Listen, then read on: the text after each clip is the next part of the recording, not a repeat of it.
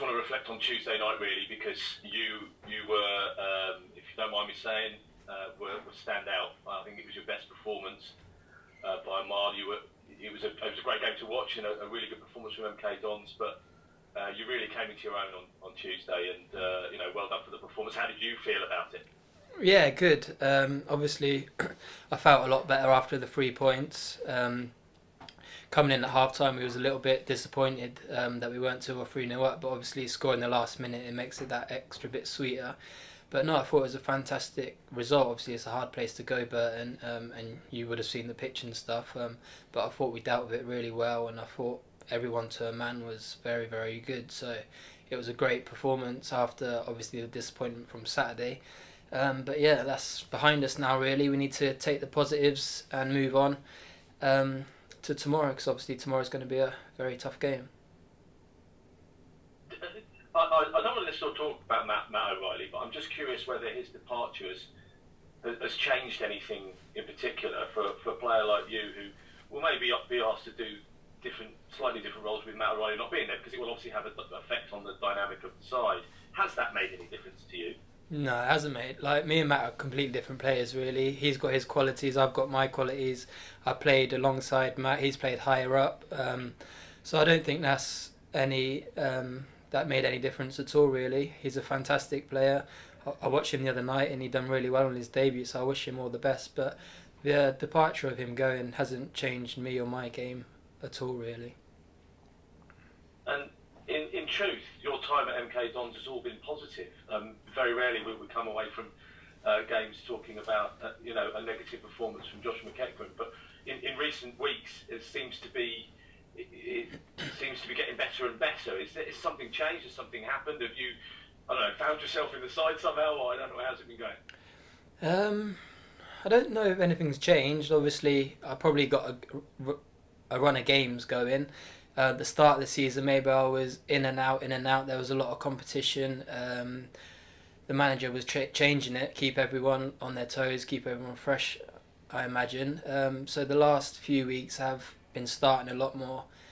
The last 2 games I played 90 minutes, and I haven't done that for probably about 3 or 4 years. So that's a good start.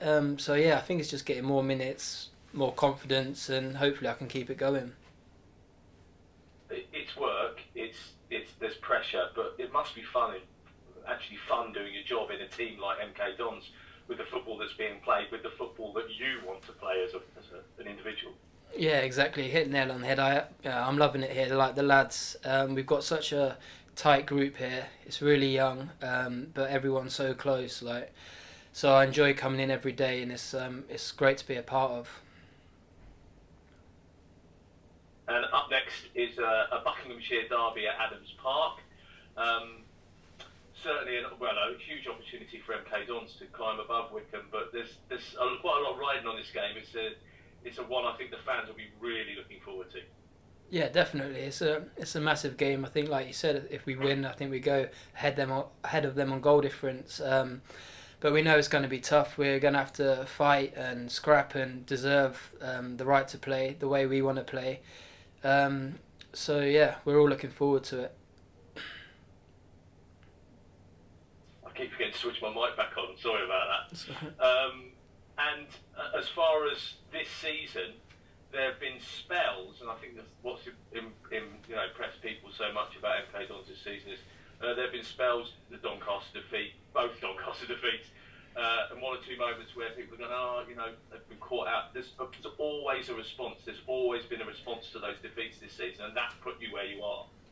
Yeah, exactly. And I think that is why we're sitting 5th in the table, because we haven't dwelled on it really. We lost to Doncaster on Saturday, then we put in that performance we did on Tuesday night, and I can remember other results where we bounced straight back. So credit to the group, the players, the staff, everyone who's involved. We don't dwell on things. We take obviously the negatives and we try and change it, and we just move on.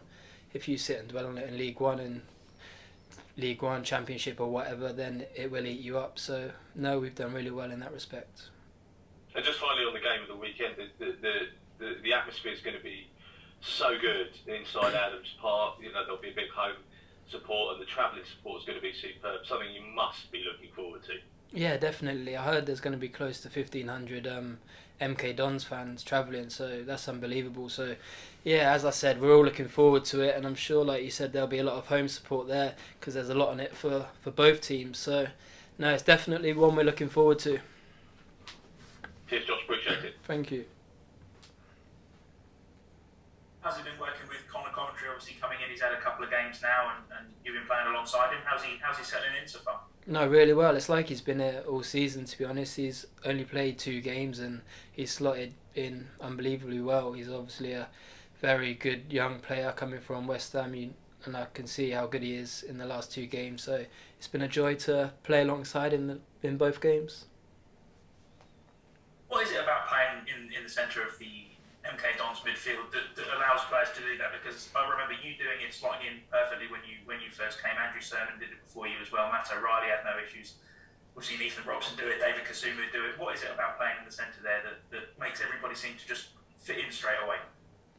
I think it's the philosophy and the way we want to play, and there's no real grey areas. Everyone knows their job and what's expected of them and stuff. So, yeah, I think, like you just said, all those names there have come in and done a very good job. So yeah, I think it's just the philosophy and the way we all want to play with the ball, get on the ball, handle the ball. So yeah, it's been easy.